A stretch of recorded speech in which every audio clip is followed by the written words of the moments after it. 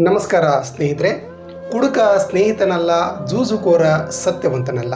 ಈ ಗಾದೆಯಲ್ಲಿ ಕುಡಿತ ಮತ್ತು ಜೂಜಿನ ವ್ಯಸನಗಳಿಗೆ ಬಲಿಯಾದ ವ್ಯಕ್ತಿಗಳ ಒಂದು ಮಾನಸಿಕ ಸ್ಥಿತಿ ಕುರಿತು ಹೇಳಲಾಗಿದೆ.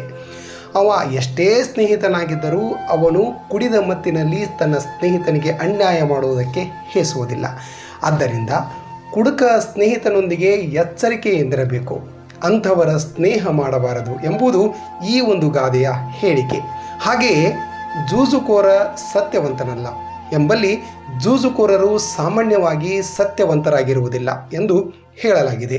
ಏಕೆಂದರೆ ಜೂಜಾಟದಲ್ಲಿ ಸತ್ಯಸಂಧನಾಗಿ ವರ್ತಿಸಿದರೆ ಅವನು ಗೆಲ್ಲಲಾಗುವುದಿಲ್ಲ. ಸಮಯ ಸಂದರ್ಭಗಳಲ್ಲಿ ಅವನು ಮೋಸದಿಂದ ಗೆಲ್ಲಬೇಕಾಗುತ್ತದೆ. ಆದ್ದರಿಂದ ಜೂಜುಕೋರನು ಸಾಮಾನ್ಯವಾಗಿ ಮೋಸವನ್ನು ತಾನು ರೂಢಿ ಮಾಡಿಕೊಂಡಿರುತ್ತಾನೆ ಎನ್ನುವುದು ಈ ಒಂದು ಗಾದೆಯ ತಾತ್ಪರ್ಯ.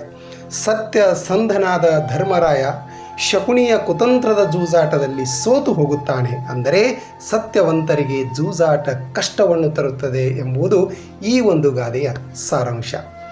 ನಮಸ್ಕಾರ.